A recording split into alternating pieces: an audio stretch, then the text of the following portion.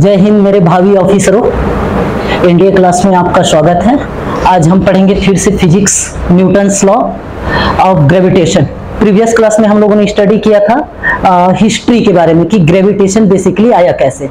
तो उसके लिए हम लोगों ने देखा था जियोसेंट्रिक मॉडल, हेलियोसेंट्रिक मॉडल, है ना, किसके किसके द्वारा दिया गया था आपका, टॉलमी और कोपरनिकस। उस कड़ी में आगे बढ़े हम गैलीलियो की तरफ। ठीक, गैलीलियो को क्या क्या रास्ते में क्या क्या मिला, उनके साथ क्या क्या हुआ। फिर फाइनली हमने देखा कि कैथोलिक चर्च ने 350 साल बाद गिल्टी फील किए और गैलीलियो के लिए एक लेटर भी जारी किया, माफीनामा एक। ठीक, फिर वहां से हम लोगों ने अभी स्टार्ट किया था न्यूटन्स के लिए। ठीक, तो न्यूटन्स लॉ ऑफ ग्रेविटेशन हम लोगों ने प्रीवियस क्लास में थोड़ा सा स्टडी किए थे। कहाँ चला गया इसको,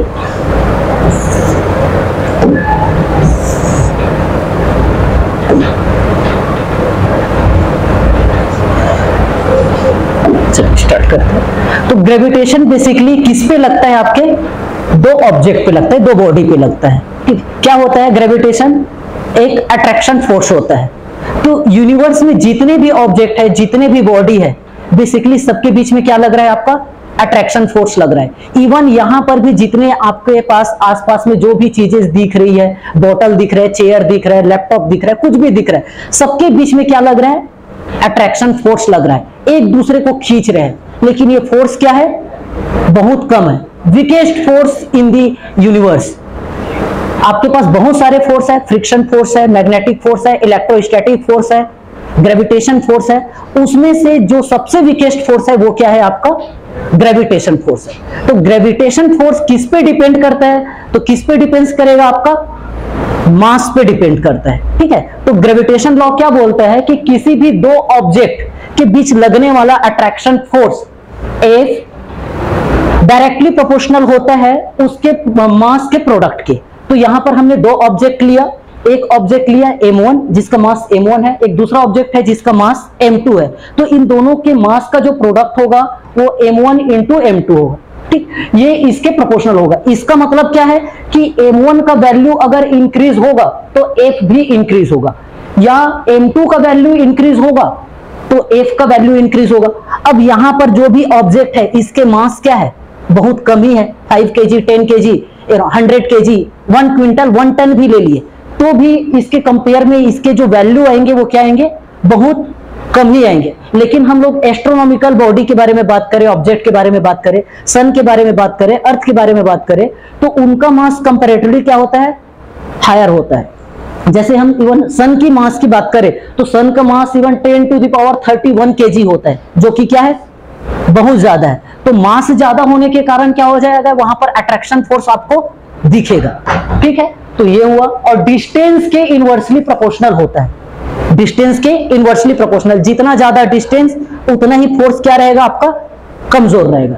चलिए अब इसमें हम थोड़ा सा आगे की तरफ बढ़ते हैं। आगे बढ़ने से ये चीज क्लियर हो रहा होगा, इमेज। दो ऑब्जेक्ट है, पहले फोर्स कितना लग रहा है और डिस्टेंस कितना है। अगर डिस्टेंस भी है तो सपोज फोर्स क्या लग रहा है, आपका फोर्स लग रहा है आपका, ठीक, F लग रहा है। लेकिन यही अगर फोर्स मास को डबल कर दिया गया, एक के मास को क्या कर दिया गया, डबल कर दिया गया, तो फोर्स भी क्या हो गया, डबल हो गया। डिस्टेंस उतना ही है लेकिन एक ऑब्जेक्ट का ही मास डबल कर दिया गया तो फोर्स क्या हो गया, डबल हो गया। अब सपोज दोनों का मास डबल कर दिया तो फोर्स क्या हो गया, 4 गुना बढ़ गया। जिससे पहले मास m था तो फोर्स F था, लेकिन अभी मास क्या हो गया, इसको भी डबल कर दिया, इसको भी डबल कर दिया, तो फोर्स क्या हो गया, 4 गुना हो गया। क्यों हुआ, क्योंकि आपका जो फोर्स होता है वो क्या हुआ था, आपका m1 m2। ठीक, तो शुरू में क्या आया था आपका, F जो है वो 2m डबल कर दिए तो 2 2 जा 4m स्क्वायर। और शुरू में पहले क्या आ रहा था, अगर ये m और m था तो F का वैल्यू क्या आ गया था, m स्क्वायर।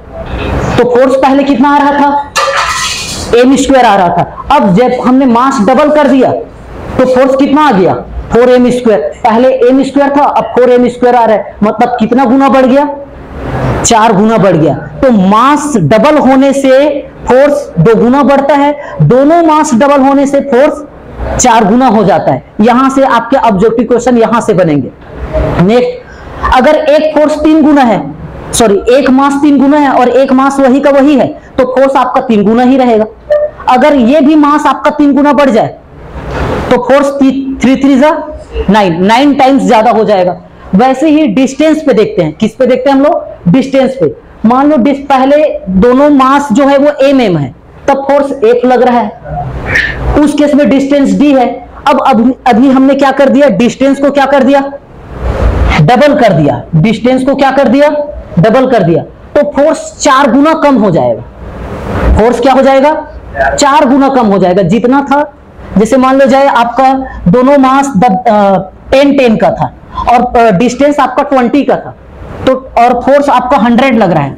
फोर्स क्या लग रहा था, 100, और डिस्टेंस क्या था आपका 10। तो डिस्टेंस अगर आपने 10 की जगह 5 कर दिया, सॉरी 10 की जगह आपने डबल कर रहे हैं ना, डिस्टेंस को 20 कर दिया। डिस्टेंस अगर 20 हो गया तो फोर्स कितना हो जाएगा, आधे का भी आधा, मतलब कितना हो जाएगा, 25। तो डिस्टेंस कम है तो फोर्स ज्यादा है, डिस्टेंस ज्यादा है तो फोर्स क्या है, कम है। वैसे ही एक चीज और देखते हैं, अगर फोर्स 4 गुना बढ़ा दो तो डिस्टेंस क्या हो जाएगा, आधा हो जाएगा। अगर दो ऑब्जेक्ट के बीच में जितना फोर्स लग रहा था उससे ज्यादा 4 गुना फोर्स लग रहा है, इसका मतलब दोनों के बीच में दोनों के बीच में डिस्टेंस क्या हो गया है, आधा हो गया। समझ में? जैसे मान लो जाए 2 ऑब्जेक्ट है, इन दोनों ऑब्जेक्ट के बीच में पहले आपका जो फोर्स है वो 10 न्यूटन का फोर्स लग रहा था। कितने न्यूटन का फोर्स लग रहा था, 10 न्यूटन का फोर्स लग रहा है। अब आप चाहते हो कि इन दोनों ऑब्जेक्ट के बीच में 40 न्यूटन का फोर्स लगे, तो डिस्टेंस को क्या करना पड़ेगा, आधा करना पड़ेगा, कम करना पड़ेगा। तो सपोज पहले डिस्टेंस 20 था, तो अब डिस्टेंस कितना हो जाएगा, 10 हो जाएगा। तो ये यहां से क्लियर हुआ, क्लियर हुआ। नेक्स्ट आगे की तरफ चलते हैं, relation between G and G। ठीक, तो G in terms of G। अब इसको समझते हैं कि ये क्या हो रहा है। तो यहां पर जैसे आपको दिखाया गया है कि ये आपका अर्थ है, क्या है आपका अर्थ। अर्थ के मास को हम लोग मान लेते हैं m, क्या मान लेते हैं, कैपिटल M। अब इस अर्थ में कोई ऑब्जेक्ट रखा हुआ है, एक बॉल रखा हुआ है अर्थ के सरफेस पे, जैसे यही अर्थ सरफेस है, इस अर्थ सरफेस पे सपोज एक फुटबॉल रखा हुआ या वॉलीबॉल रखा, कोई भी स्फीयर, कोई भी चीज रखा हुआ है यहां पर, एक छोटा सा। क्लियर? तो इसका मास क्या होगा, स्मॉल m होगा। अब बताओ, ये एक अलग ऑब्जेक्ट है, एक अलग ऑब्जेक्ट है। अब according to Newton's law of gravitation एक ऑब्जेक्ट ये हुआ और एक ऑब्जेक्ट ये हुआ। समझ में आया ना? इसी तरीके से ये एक अर्थ एक ऑब्जेक्ट हुआ और ये जो बॉल है वो एक ऑब्जेक्ट हुआ, तो इन दोनों के बीच में क्या लग रहा होगा, ग्रेविटेशनल फोर्स लग रहा होगा। और वो फोर्स कितना लगेगा आपका, वो फोर्स कितना लगेगा, तो फोर्स के लिए हम लोगों ने देखा था, क्या फॉर्मूला देखा था कि दोनों का जो फोर्स होना है वो क्या होता है आपका, force directly proportional to m1 m2 divided by r square. और इसको फिर हम लोगों ने क्या देखा था, F is equal to G m1 m2 divided by r square. ये आया था आपका। तो यहां पर बताओ, F तो ये फोर्स जो लग रहा है किसके किसके बीच में, ये वाला ऑब्जेक्ट और अर्थ के बीच में जो फोर्स लग रहा है F, वो क्या होगा, दोनों का मास। तो दोनों का मास मतलब क्या, अर्थ का मास क्या है, कैपिटल M है, और ऑब्जेक्ट का मास क्या है, स्मॉल m है, डिवाइडेड बाय दोनों के बीच का डिस्टेंस। तो दोनों के बीच का डिस्टेंस का मतलब क्या हुआ, तो भैया ये जो ऑब्जेक्ट है, कोई भी बॉल जो है आपका अर्थ के कंपेयर में बहुत छोटा है, तो यहां से यहां तक का जो डिस्टेंस होगा वो बेसिकली क्या होगा, अर्थ का रेडियस ही होगा। क्या होगा, अर्थ का रेडियस ही क्या होगा, दोनों के बीच का डिस्टेंस होगा। तो दोनों के बीच का डिस्टेंस मतलब क्या, रेडियस। और क्या होता है फॉर्मूले में, आर स्क्वायर, मतलब डिस्टेंस का स्क्वायर मतलब आर का स्क्वायर। और एक चीज है आपका क्या, कैपिटल जी। तो यहां पर क्या आ गया है, कैपिटल जी, एक फॉर्मूला निकल के आया। अब कोई ऑब्जेक्ट किसी चीज पे रखा है, सपोज ये लैपटॉप इस टेबल पे रखा हुआ है, इसका मतलब उसका वेट डाउनवर्ड लग रहा है। क्या लग रहा है, डाउनवर्ड लग रहा है। और किसी भी चीज का जो वेट होता है वही उसका फोर्स होता है। वेट किसके कारण होता है, ग्रेविटेशन फोर्स के कारण आपका क्या, उसका मास जो है वो वेट में कन्वर्ट हो रहा है। तो F इज इक्वल टू क्या होगा आपका, इस ऑब्जेक्ट का, तो इस ऑब्जेक्ट का जो वेट है वो नीचे की तरफ लगेगा, और वो कितना लगेगा आपका, जितना उसका मास है और जितना उसका ग्रेविटी है। तो F is equal to mg हुआ। और एक रिलेशन हमने निकाला है, F is equal to capital G capital M small m divided by r square. तो यही जो फोर्स है वेट फोर्स है, और यही जो फोर्स है ग्रेविटेशनल फोर्स है। दोनों फोर्स क्या है, सेम चीज को बता रहा है। तो ये दोनों फोर्स जब सेम है तो एक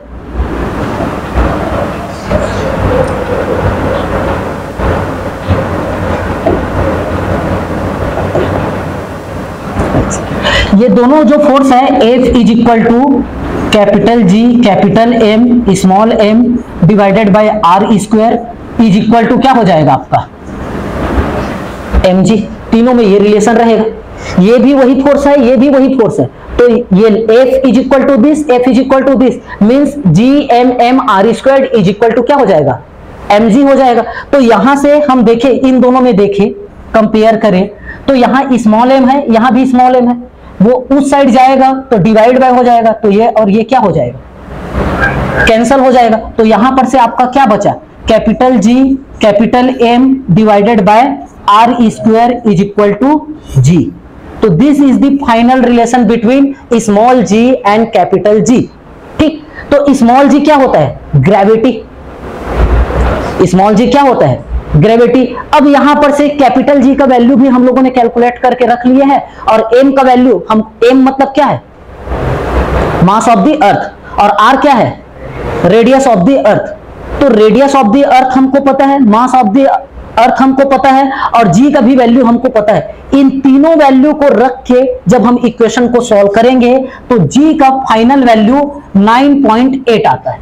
क्या आता है, ये रेडियस, मास और G का वैल्यू जब रखते हैं तो G का वैल्यू कितना आ जाता है, 9.8। तो ये जो रहता है वो क्या रहता है आपका, कांस्टेंट रहता है।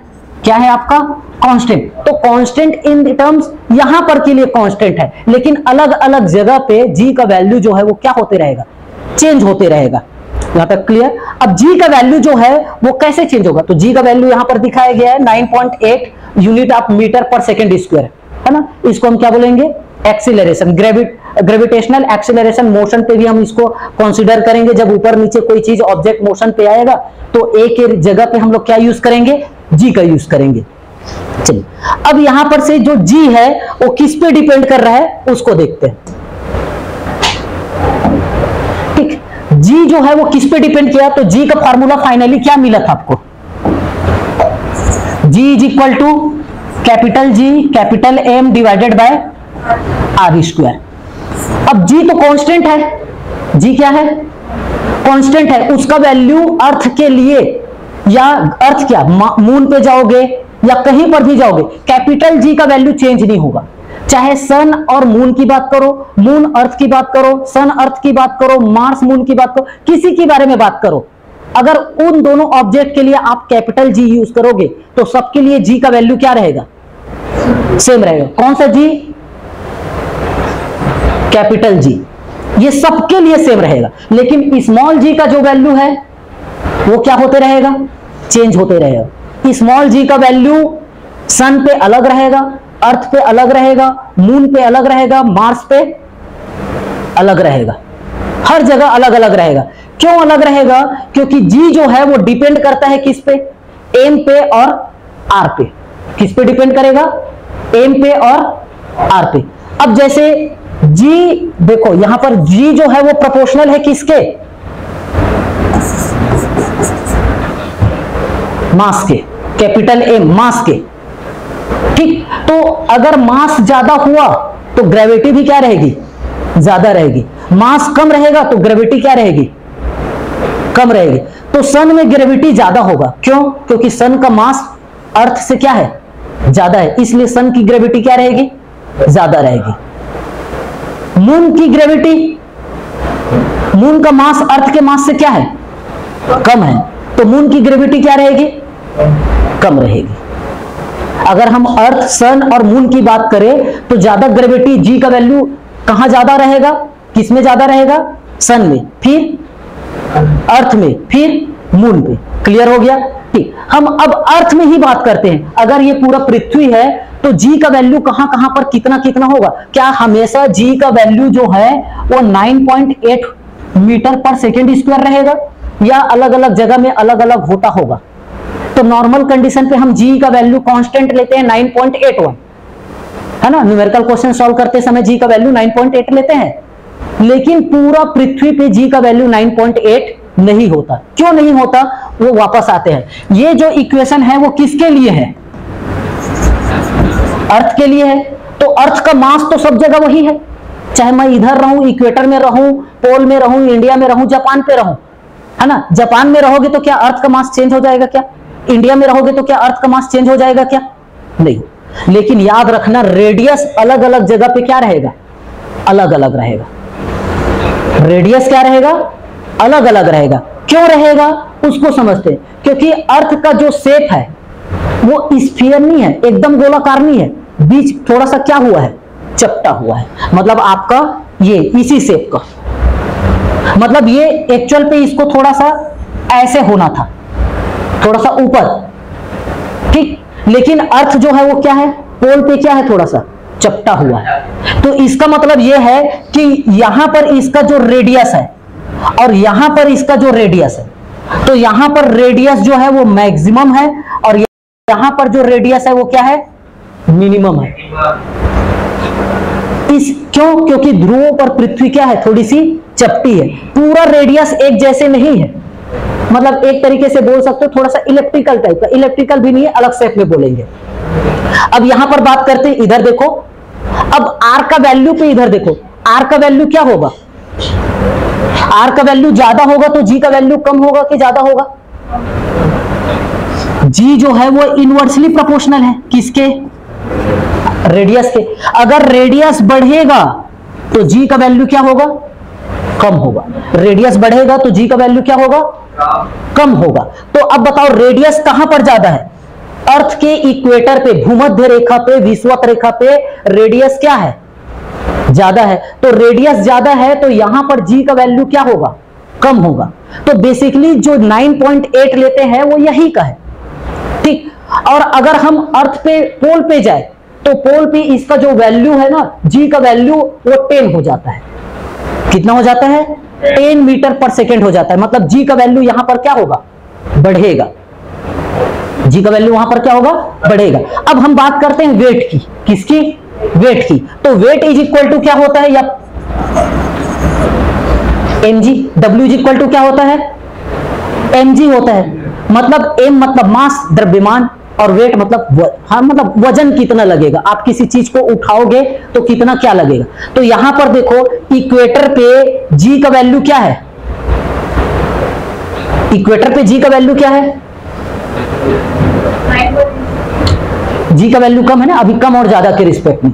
इक्वेटर पे रेडियस ज्यादा है, तो रेडियस ज्यादा होने का कारण जी का वैल्यू क्या होगा, कम होगा। ये कहां की बात कर रहे हैं हम लोग, इक्वेटर पे। और अगर मैं पोल की बात करूं तो पोल में क्या होगा, आपका रेडियस क्या हो जा रहा है, कम हो जा रहा है, तो ग्रेविटी क्या हो जाएगा, ज्यादा हो जाएगा। तो पोल में ग्रेविटी ज्यादा रहेगा और इक्वेटर में ग्रेविटी कम रहेगा। तो अब बताओ, अगर मैं पोल की इक्वेटर की बात कर रहा हूं, किसकी बात कर रहा हूं, इक्वेटर, तो इक्वेटर में जी का वैल्यू कम हो रहा है कि ज्यादा हो रहा है, जी का वैल्यू इक्वेटर में कम हो रहा है। तो जी का वैल्यू जब कम होगा तो वेट कम होगा कि ज्यादा होगा, इसके साथ रिलेशन देखो ना, mg, तो जी का वैल्यू नीचे कम हो रहा है तो वेट भी क्या होगा, कम होगा। और मैं बात करूं पोल की, कहां की बात करूं, पोल की, तो पोल में वेट क्या होगा, वहां पर भी mg होगा, लेकिन पोल में mg का वैल्यू क्या होता है, ज्यादा होता है। तो वेट भी क्या होगा, ज्यादा होगा। समझ में? तो अगर सेम मास को आप लेकर के चले, जैसे आप जैसे मैंने एक लैपटॉप ही ले लिया 10 किलो का, तो 10 किलो को आप ऐसे उठाओगे या अपने हाथ पे रखे रहोगे, कहां पर, ये इक्वेटर में जाकर के, और कहां पर, ये पोल में जाकर के, तो कहां पर ज्यादा वजन लगेगा आपको? भाई 10 किलो है तो दोनों सेम ही लगेगा, ऐसा नहीं है। वो 10 किलो उसका मास है, वो 10 किलो आप उठा रहे हो, लेकिन ग्रेविटी उसको अपनी तरफ खींच रहा है, तो खींचेगा तो आपको एक्स्ट्रा एफर्ट लगाना पड़ेगा ना कि वो नीचे मत गिरे। ठीक, तो कौन ज्यादा खींच लेगा 10 किलो को? पोल ज्यादा खींचेगा कि इक्वेटर ज्यादा खींचेगा? वेट कहां पर ज्यादा हो रहा है? पोल में। तो पोल में ये क्या रहेगा आपका, वजन ज्यादा लगेगा, पोल में वजन ज्यादा लगेगा। तो एक ये भी कारण है कि लोग पोल में नहीं रहते, क्योंकि वहां पर सबको क्या लगेगा, थोड़ा थोड़ा सा, जैसे आप बैग उठा रहे हो, वहां पर अगर स्कूल रहेगा तो इतना ही वेट आपको थोड़ा सा ज्यादा बढ़ जाएगा, थोड़ा सा वजन आपको ज्यादा वजन फील होगा, है उतना ही, लेकिन वो ग्रेविटी के कारण क्या हो रहा है, वहां पर ज्यादा खींचा है। तो इसीलिए ही समझो कि ज्यादा वेट के कारण ही ये थोड़ा सा और धंस गया है। ऐसे भी समझ सकते हो, वेट ज्यादा होगा तो कोई भी चीज नीचे की तरफ क्या होगा, खिंचाएगा। तो ये क्या हो गया, थोड़ा सा चपटा हो गया। ठीक, तो ये हो गया आपका इस तरीके से। तो अब याद रखो, इक्वेटर से अगर ध्रुव की तरफ, पोल की तरफ हम मूव करें तो वेट कम होगा कि ज्यादा होगा?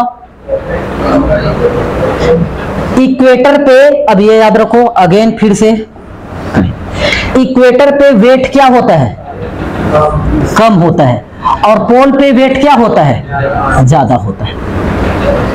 वेट की बात कर रहे हैं, जी की बात करो, यहां पर जी क्या होता है, कम रहेगा तभी तो कम होगा।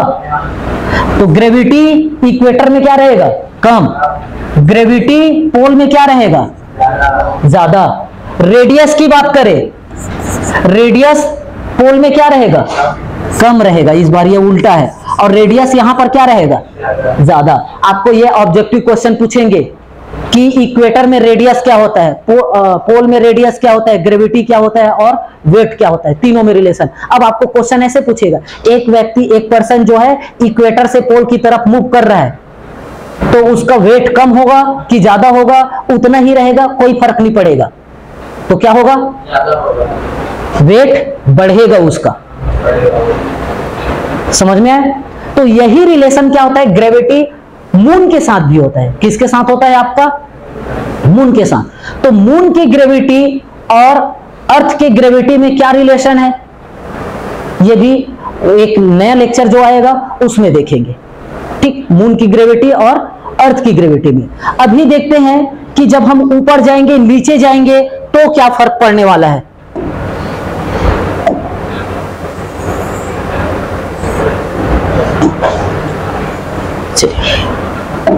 यहां पर स्टार्ट करते हैं। अब जो बॉल था, अभी हम लोगों ने क्या देखा था, ये अर्थ है इधर, और अर्थ के सरफेस पे ही बॉल है, अर्थ के सरफेस पे बॉल है, मतलब बॉल और अर्थ के बीच में जो डिस्टेंस है वो क्या था आपका, रेडियस ऑफ द अर्थ। अब क्या कर रहे हैं हम लोग, बॉल को थोड़ा सा ऊपर लेके गए हैं। बॉल को कहां लेके गए हैं, ऊपर, कहां, यहां पर, ये बॉल यहां पे आ गया। तो जो कि क्या है आपके अर्थ के सरफेस से कितने हाइट पे है, h हाइट पे है। कितने हाइट पे है आपका, h हाइट पे। तो इसका मतलब ये हो गया कि अर्थ के सेंटर से इस बॉल का जो डिस्टेंस है वो क्या होगा, तो यहां से यहां तक क्या था, r, और यहां से ऊपर वाला हिस्सा आपका क्या हुआ, यहां तक h। तो टोटल डिस्टेंस क्या हो गया आपका, r प्लस h हो गया। अब इसके लिए जो फॉर्मूला लगेगा, अब इसका मास क्या है, m, इसका मास क्या है, स्मॉल m। तो इन दोनों के बीच में जो फोर्स लगेगा वो क्या होगा, कैपिटल G, इसका मास कैपिटल M, इसका mass small m, divided by इन दोनों के बीच का डिस्टेंस का स्क्वायर। तो पिछले टाइम इन दोनों के बीच का डिस्टेंस क्या होता था, r होता था, इस बार क्या हो गया है, r प्लस h हो गया है। तो यहां पर फार्मूला क्या आ जाएगा, इसका मतलब अब हाइट पे भी डिपेंड करेगा।